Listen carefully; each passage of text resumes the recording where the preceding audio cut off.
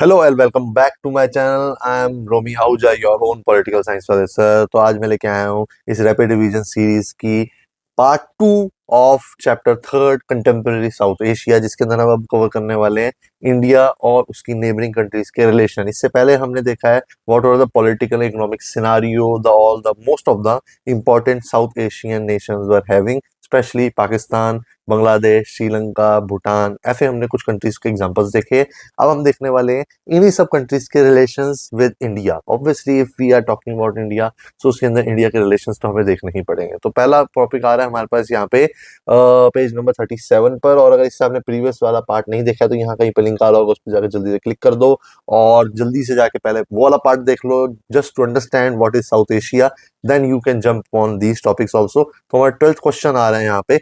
Usually ये question modify होकर mould होके आ ही जाता है 4 से लेके 6 नंबर में। कभी कभी 6 में अगर नहीं आता तो 4 में तो प्रोबेबली इसका आने का बहुत चांसेस होता है। तो यहाँ क्वेश्चन है, discuss some of the conflicts।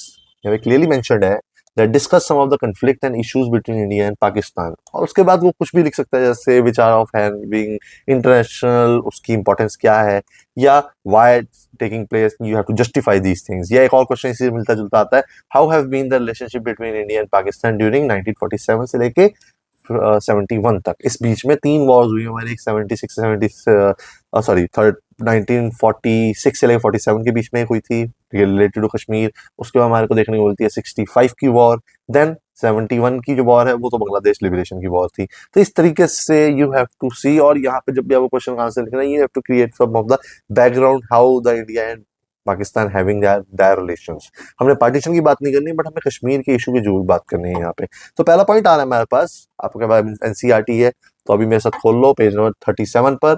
Soon after the partition the two countries got involved over the issue of Kashmir. तो कश्मीर पे दोनों कंट्रीज क्लेम करती है दैट इट्स देयर, और although it's controversial issue since the very beginning of our independence. ठीक है, the Pakistan government claim that Kashmir belongs to them. That's why मैंने यहाँ पे मेंशन कराएगा दैट जो एरिया है वो पीओके भी बोला जाता है। After some of the wars that area got occupied by you can say Pakistan. That's why it's known as the Pakistan occupied Kashmir, जिसको कभी कभी आजाद कश्मीर भी बोल दिया जाता है from the side of Pakistan. So third point आ रहा है, war between India and Pakistan 19 you can say 47 से लेकर 48 के बीच में and 65 failed to settle this matter because these two wars usually or basically fought for the fate of the Kashmir, but ऐसा नहीं हुआ because conflicts तब भी remain रहे हैं हमारे बीच में।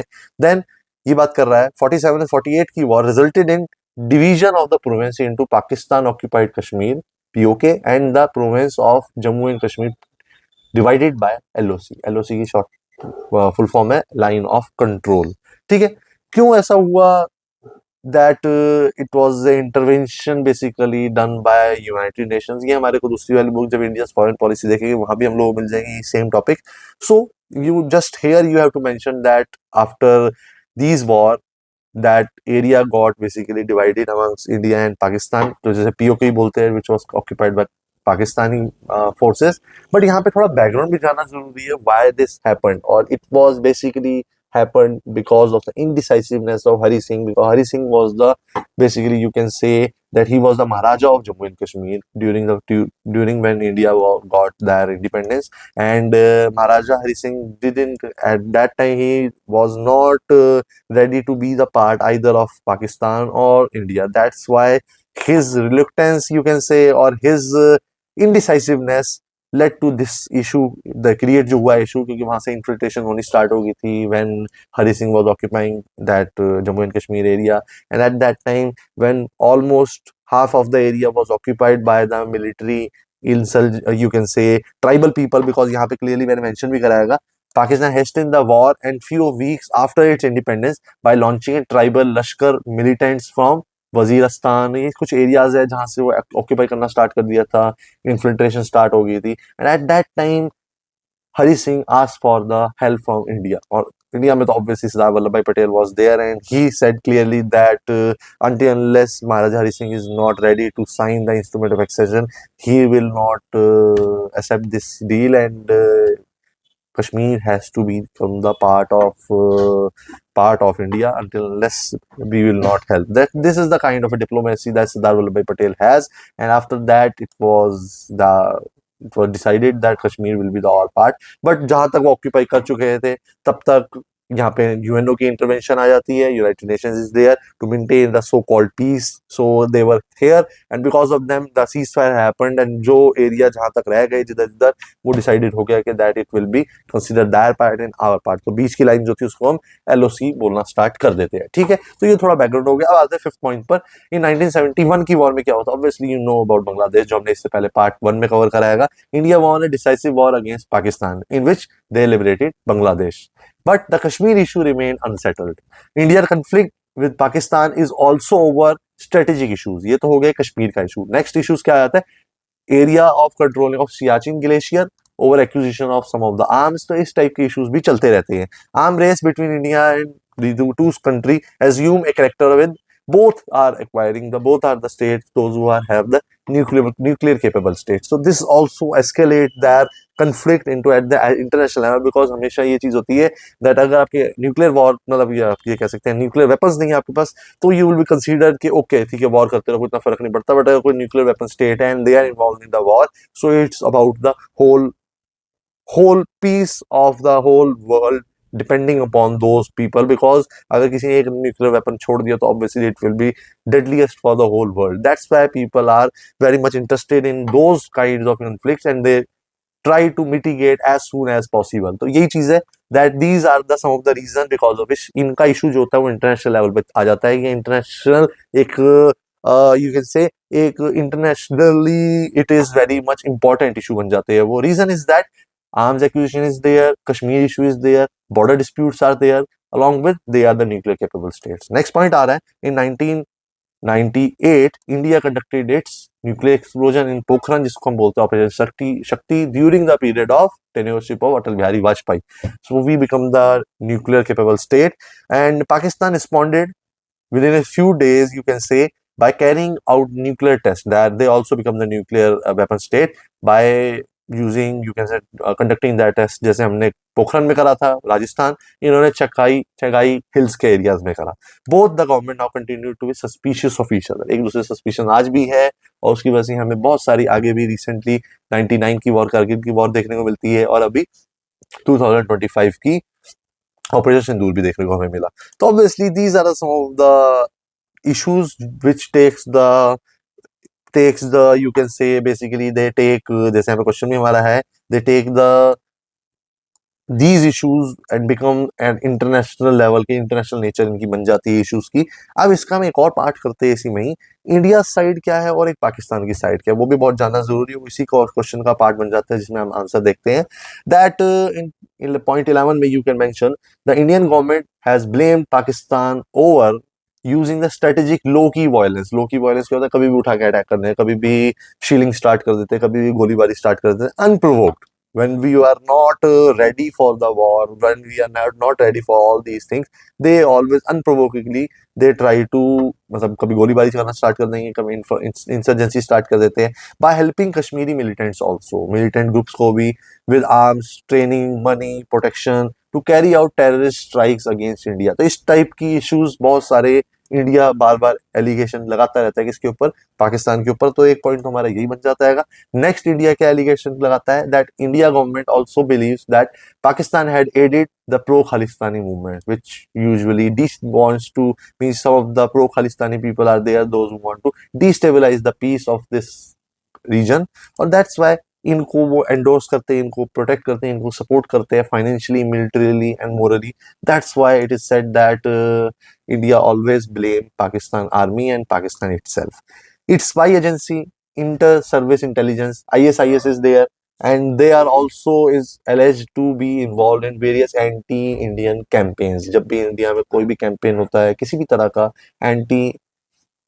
anti-Indian mindset is being always carried out. It's being always created amongst the youth also, and anti-social activities are always being encouraged by these agencies. और स्पेशली जब भी हमें कुछ अटैक्स देखने को मिलते हैं तो कहीं ना कहीं ISIS और ऐसे ही कुछ मिलिटेंट ग्रुप्स या यू कैन से आर्मी इंटेलिजेंस का हाथ होता है. तो ये यूजुअली इंडिया क्लेम करता है. It is said that India is basically always raise that these kinds of issues that कहीं ना कहीं कहीं ना कहीं हमें देखने को मिलता है Pakistan involve in these, so these are the allegation put by India over Pakistan. अब पाकिस्तान की साइड भी देखनी जरूरी है, that what blame Pakistan government always put on India, that the government of Pakistan in turn blames Indian government and its security agencies. Security agency कौन सी पता होनी चाहिए? Raw is the security agency, research and development analysis, ठीक है, that agencies for fomenting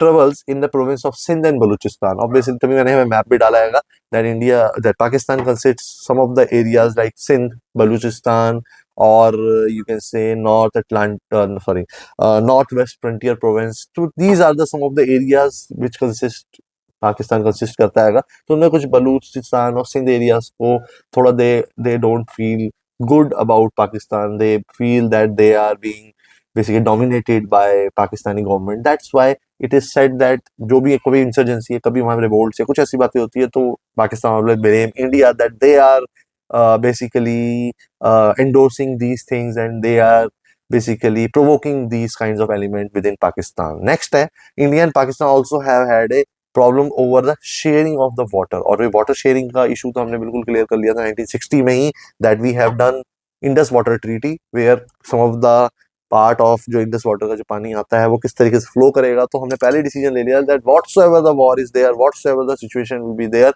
we will not stop these water supply because it is a humanitarian ground पे हमने ये चीजें start की. That's why we have done Indus Water Treaty. You can mention there also as in a cooperation also, और as basically a conflict में भी डाल सकते हो, क्योंकि recently after Operation Sindoor this treaty is completely suspended.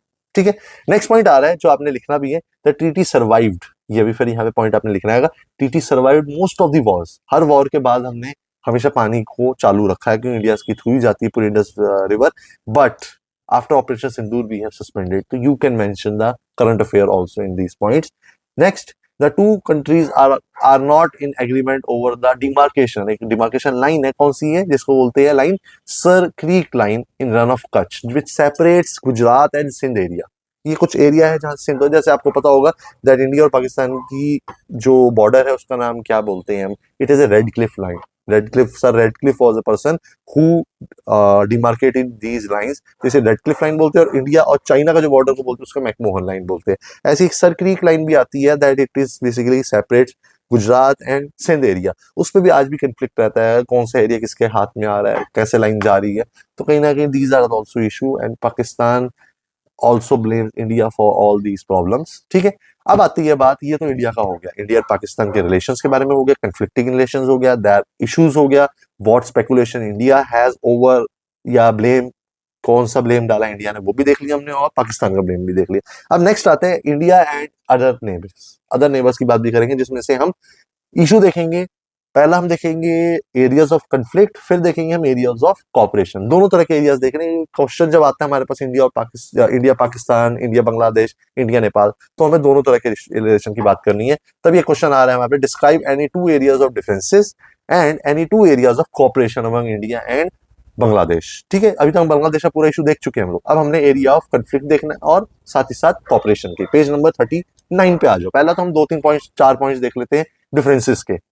That it includes sharing of Ganga and Brahmaputra river. Obviously, जैसे India Pakistan Indus water को लेकर है, ऐसी बांग्लादेश के साथ हमारे जो कंफ्लिक्टिंग इश्यूज है वो है ब्रह्मपुत्र. आपको पता ही होगा, आपके चैप्टर 9 के अंदर हमने इंडियन साइंस एंड लोकेशन में भी देखा हुआ है हमने, एंड हमने ड्रेनेज सिस्टम के चैप्टर में भी देख रखा है that how the 3 river systems are there. Ganga is there river system, the another is Indus and another is that Brahmaputra river system. So उसको रिवर को शेयरिंग को लेकर भी इश्यूज है बांग्लादेश और इंडिया के बीच में.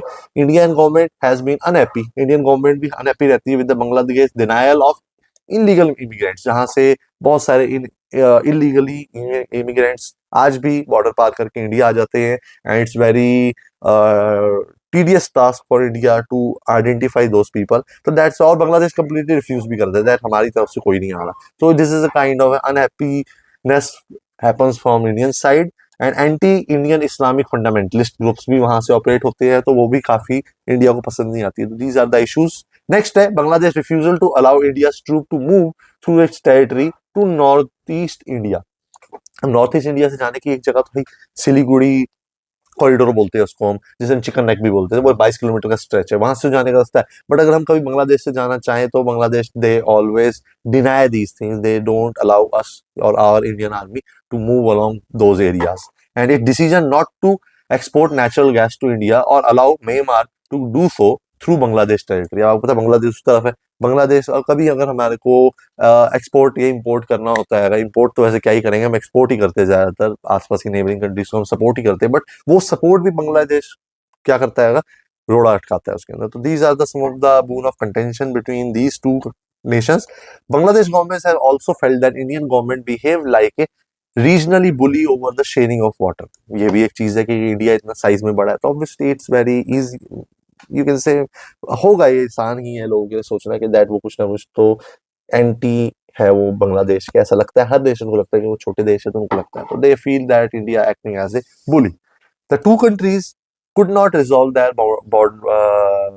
बाउंड्री इश्यूज या डिस्प्यूट जो है फॉर ए लॉन्ग पीरियड, जो भी बॉर्डर डिस्प्यूट, तो यहाँ पे हमें ये दिख रहा है रिवर वाटर हो गया, बॉर्डर डिस्प्यूट हो गया, and they are suspicious about the intention of one another. तो ये से 3-4 पॉइंट्स हमारे बन जाते हैं। And now area of cooperation, cooperation कहाँ कहाँ करी है हमने, जैसे करी है हमने, is despite of having these conflicting we have done the cooperation also, economic relations have improved drastically, economically we have done our good relation with Bangladesh also. Bangladesh is a part of India's Look East policy, अब पता होना चाहिए। Look East policy was initiated initially, now it has termed as a Act East policy after Narendra Modi has come into power, and policy that wants to link up the Southeast Asia via Myanmar। Myanmar और इनसे इन लोगों के relations अच्छे, means इसके अंदर आप ASEAN Nations को भी डाल सकते हो, दैट आसियान नेशन हो गए या सार्क नेशंस हो गए, that India wants to look east और to look act, means act east policy, that they will now act, they will now have cordial relation, they will have cooperation, they will have good trade and business relations, they will try to reduce every regional tension। तो look east policy का ये part एक आ जाता है, ठीक है, ये हमारा एक कॉपरेशन का पार्ट में आ जाता है। नेक्स्ट है on disaster management and environmental issues, the two states have cooperated regularly. जब भी डिजास्टर मैनेजमेंट की बात होती है या एनवायरमेंटल इश्यूज पे, both governments work hands in hand. और अभी भी रिसेंटली जो ऑयल क्राइसिस चल रहा है इसके अंदर भी India has given from its side the crude oil, they have supplied these things to Bangladesh also. तो ये चीजें हमारे कॉपरेशन में आ जाती है।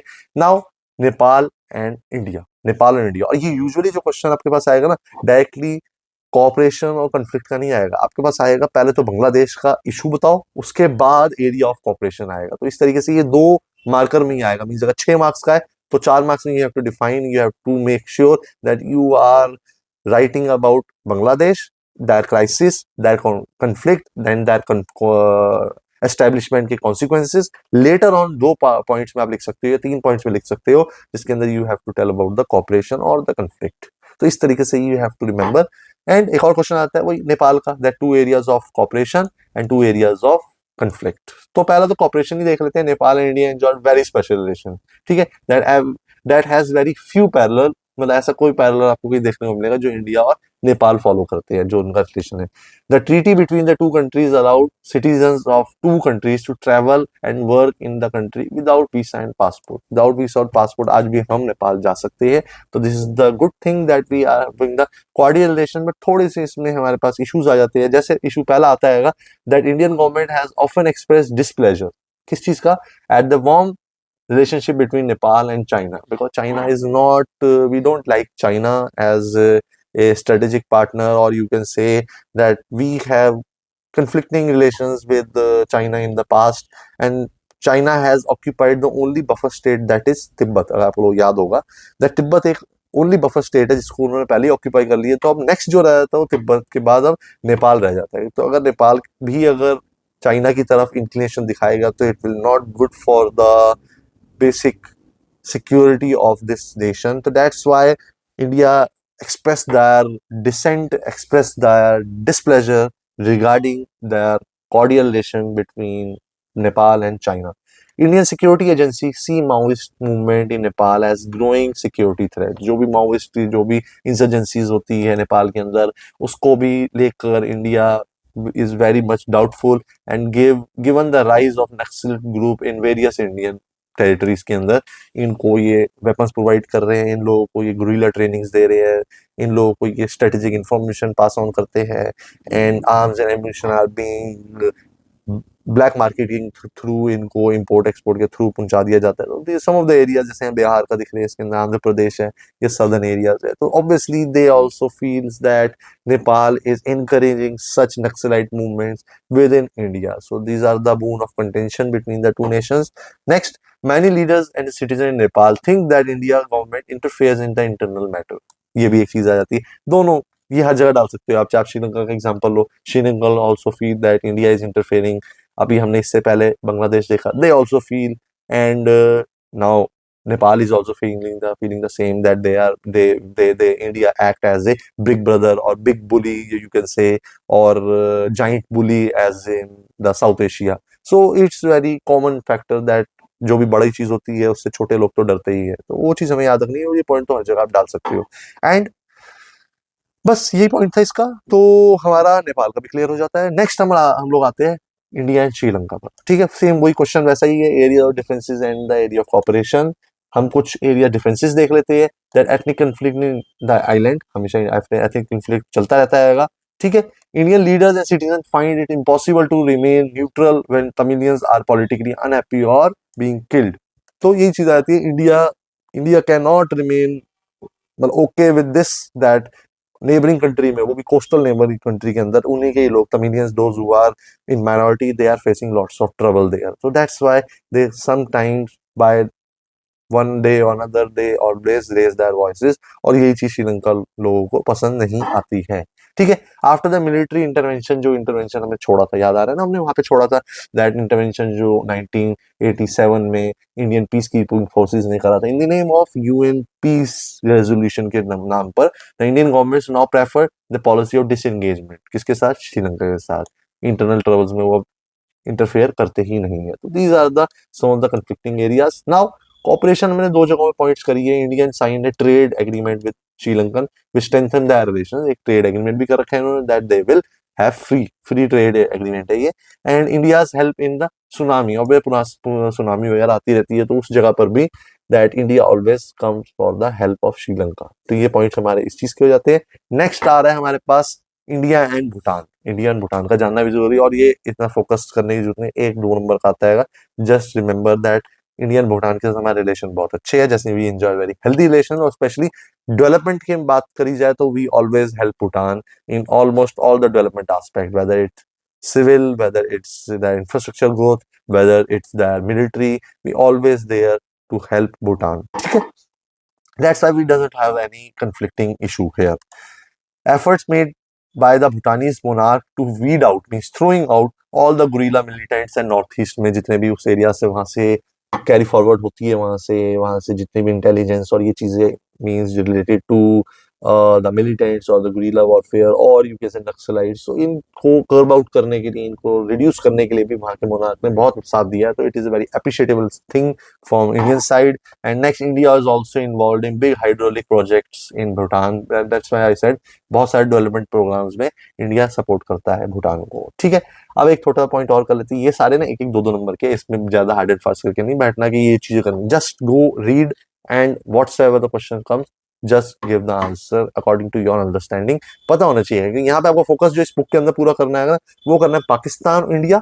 पहले पूरा पाकिस्तान को समझ लो, पाकिस्तान इंडिया का रिलेशन कर लो। नेक्स्ट पूरा बांग्लादेश को समझ लो, बांग्लादेश और इंडिया का रिलेशन देख लो। उसके बाद पूरा श्रीलंका का इशू देख लो और इंडिया श्रीलंका का डिफरेंस। दैट्स इट, इससे ऊपर हमें करने की जरूरत नहीं है इस चैप्टर में से। रीजन इज दैट हमारे रिलेशन है, और कहीं ना कहीं ये रिलेशन के बारे में 4 से 6 नंबर में आते हैं, 6 नंबर कम बट 4 में ज्यादा आता है। तो ये बस 3 कंट्रीज को अच्छे से पकड़ लेना हमने, बाकी छोटी मोटी एक दो नंबर के बीच में आ जाती है, तो इट डजंट मैटर। ठीक है, इंडिया टाइज विद क्वेश्चन है हमारा, what kind of relationship India and Maldives have. तो मालदीव तो आपको पता है पहले सल्तनत है, वहां पे मोनार्की की तरह से सिस्टम चल रहा है वहां पे, तो Maldives remain warm and cordial. ठीक है, रिलेशन इतने खराब नहीं है हम लोगों के। ठीक है, Indian air force and navy react quickly to the Maldive request to help to stop invasion. अब यहाँ पे इन्वेजन भी एक बार हुई थी, when some Tamilian mercenaries from Sri Lanka attack the Maldives area. Sri Lanka से थोड़ा बहुत अटैक वगैरह बीच बीच में हुआ है, कोई कोस्टल एरिया से होते हुए, तब Indian navy stepped in and help the Maldives area, Maldives people, and India has also contributed towards the island economic development through of tourism and fishery, सबसे ज्यादा टूरिज्म जो हमारा है वो वहीं पे पहुंचते हैं। तो इस तरीके से we have the cordial relation, although ठीक ठाक रिलेशन है हमारे, ऐसा कोई खराब नहीं है। अब एक चीज आती है, एक क्वेश्चन आता है बहुत अच्छा 41 पेज पर आपके पास, India's neighbour often think that the Indian government tries to dominate and interfere in the domestic affair of the smaller countries of the region, is this a correct impression?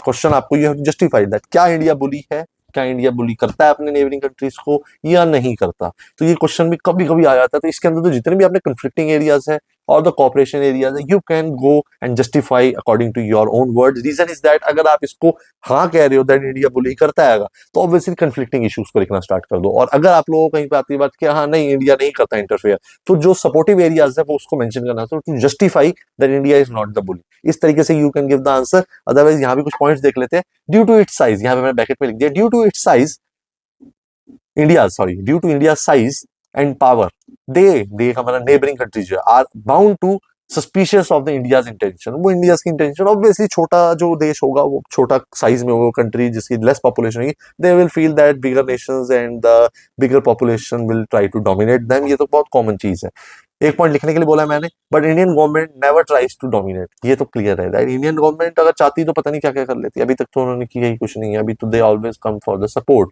Even आज भी हमारे anti-Indian activities are taking place in all our neighboring countries, but still we are there as a big brother, always come up for the help. Whether it's developmental growth के लिए हम बात करें, whether it's we are infrastructure growth की बात करें, या कभी भी ऑयल क्राइसिस हो, अभी जैसे बांग्लादेश में आ रखा ऑयल क्राइसिस, और किसी भी तरह क्राइसिस होते हैं, सुनामी कहीं आती है, डिजास्टर मैनेजमेंट इश्यूज आते हैं, या कभी मानसून फेलियर्स हो जाते हैं, तो we always come as a big brother, अपने हाथ फैलाते। मतलब ये नहीं कहते कि बाएं खोल के भी ऑलवेज सपोर्ट, ये नहीं है कि हम किसी के अगेंस्ट जाके कुछ करते हैं, ठीक है।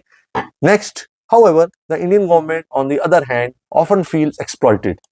इवन हम जितना मर्जी कर ले, बोलते हैं ना कटप्पा, क्या बोलते हैं, बाहुबली को किसने मारा, तो बाहुबली इज इंडिया, और कटप्पा अगर बोल सकते हो तो these are the neighbouring countries those who always ready to ditch us. ये यहाँ पे क्लियरली मेंशन्ड है that Indian government always feels often they feel that exploited, that इनका ट्रस्ट ब्रेक किया जाता है। किस तरीके से, कुछ पॉइंट्स आ रहे हैं, it does not like the political instability in these countries, fearing it can help the outside power to gain influence. बस एक ही कंट्री का, मीन इंडिया का एक ही रीजन रहता है that political instability should not be there. This is the only agenda that we have and we don't want any other nation to take the benefit. That's why we always come for the help. और कई बार ये help को turn करके बना दिया जाता है that we are interfering. जैसे हम बात करें इंडियन पीस कीपिंग फोर्सेस की, इंडिया और श्रीलंका के इशू के अंदर, तो where we feel that we have to maintain the peace with in the region of Sri Lanka, but Sri Lankan ने सोचा that from Indian peace keeping forces के through we are interfering. Nepal के अंदर भी यही चीज हमने देखी दैट नेपाल का रिलेशन चाइना से ज्यादा अच्छा हो रहा है, तो it is not good for the country like India. That's why we come for the help, and उस हेल्प को टर्न कर दिया that we are interfering. Same Bangladesh के अंदर भी यही है, ऑल्दो माइग्रेशन वहां से हो रही है हमारे पास, we are getting burden of migrants, lots of migrants from Bangladesh, but still Bangladesh refuse that, they are not sending such and not allowing such transfer of population, or you can say those migrants. So इस तरीके से you can write the answer. Last point है, the smaller countries fear that India wants to be the regularly dominant power. ये सोचा जाता है but ऐसा है नहीं, ठीक है। अब आ जाते हैं, एक पॉइंट आता है हमारे पास सार्क के बारे में, थोड़ा सा जिक्र होता है, 2 से 4 नंबर में आ जाएगा, बट यूजुअली 2 नंबर में आएगा। सार्क की फुल फॉर्म आपको पता होनी चाहिए, और एस्टेब्लिशमेंट तो मैंने वो पहले बता दिया, 1985 में एस्टेब्लिश आफ्टर ढाका के अंदर ही हुआ था। Dhaka is basically capital city of Bangladesh. What do you mean by SAARC? How can peace and cooperation be enhance through it? किस तरीके से पीस मेंटेन हो सकता है थ्रू सार्क? अभी हमने आसियान तो देख लिया, थोड़ा सार्क के बारे में समझ लेते हैं।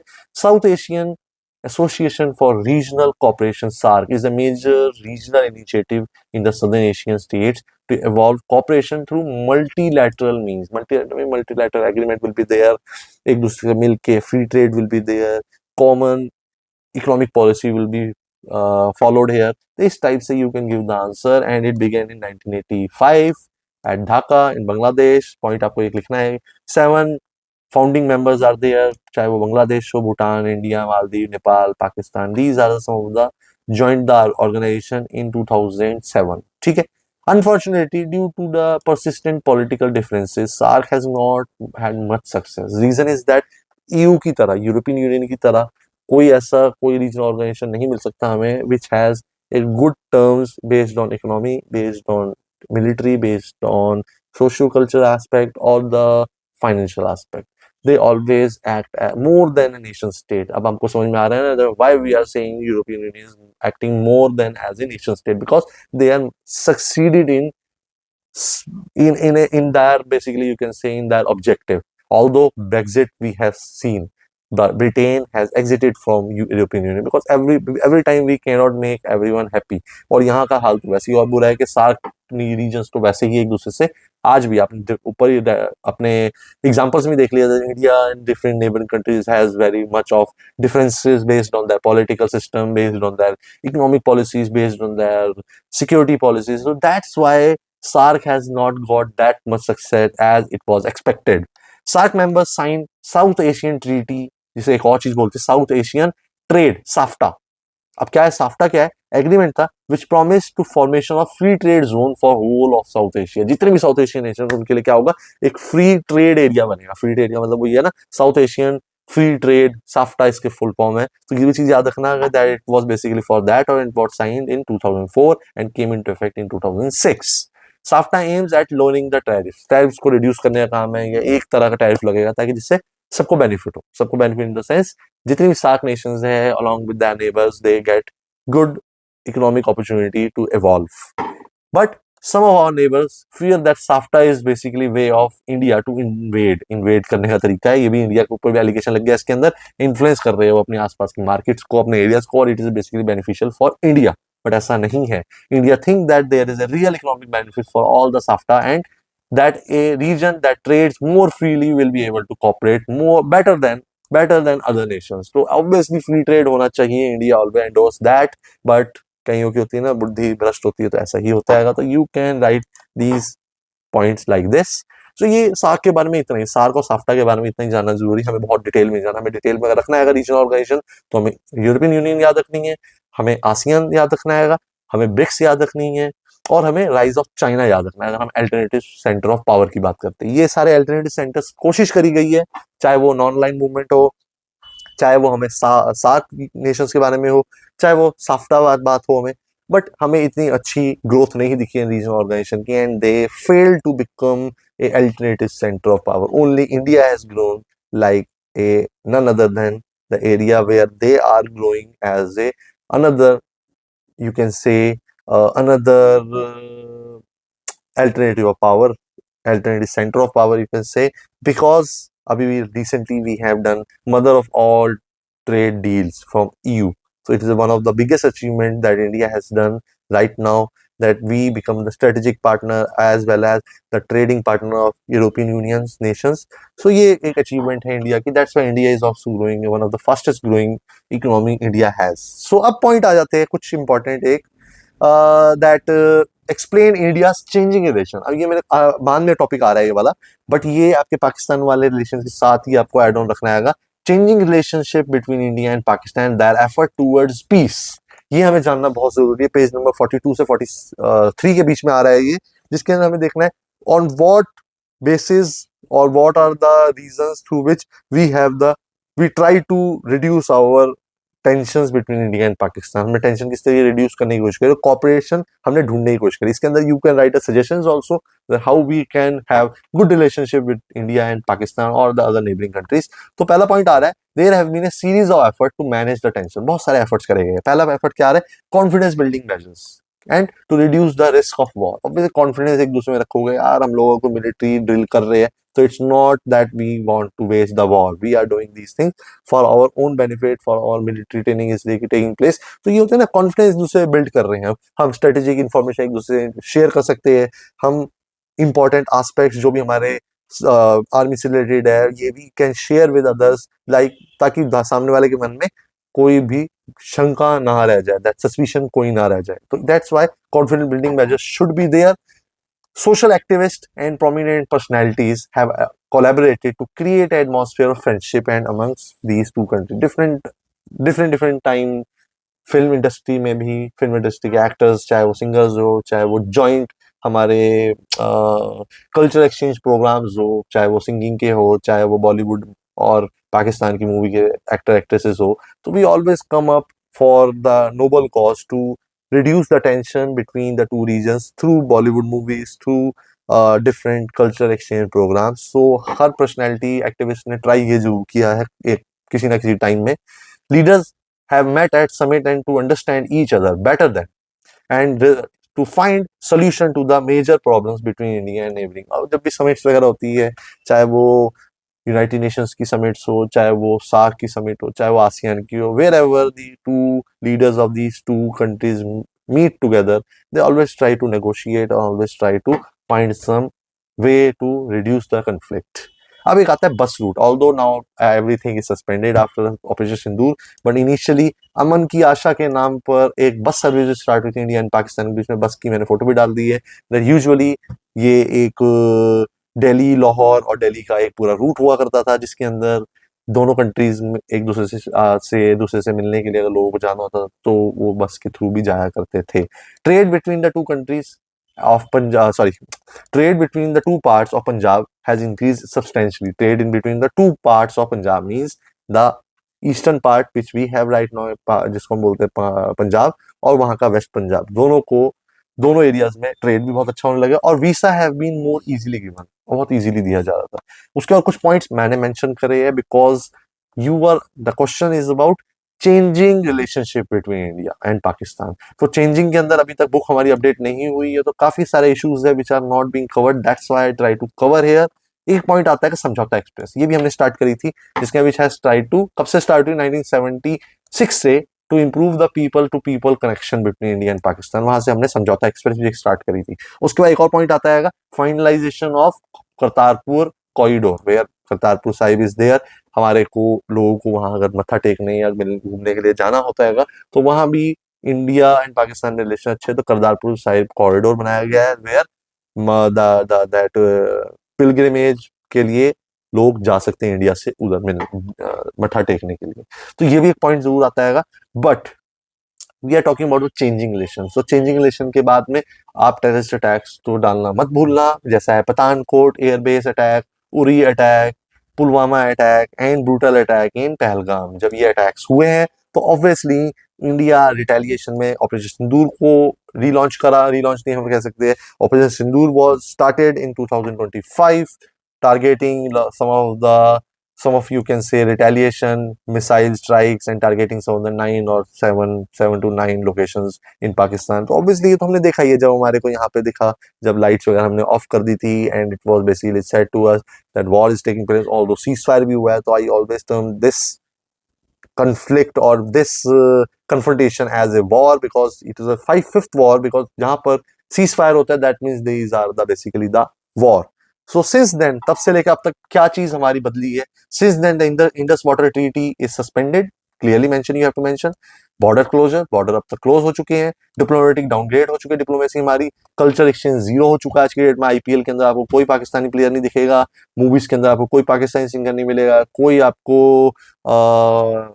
पाकिस्तानी एक्टर एक्ट्रेसेस नहीं मिलेगी मूवीज के अंदर. And closure of Kartarpur corridor and along with visa bans. तो ये तो हमारा रिलेशन जब आप लिख रहे हो तो obviously decline of these relation you have to mention, because as a political students you must be very critical about the things.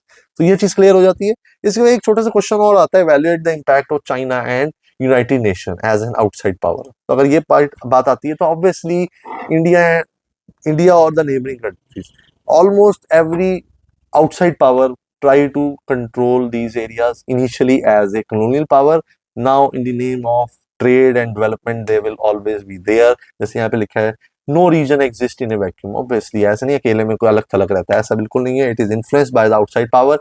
China and United States remain a key player in South Asia. Obviously they always interfere and remain as a very key. Sino-Indian relation have improved significantly in last 10 years. अभी भी हमारी जितनी मर्जी war हो जाए China के साथ, still we will have good relationship with China. Reason is that trade is there. America involvement in South Asia has rapidly increased after Cold War.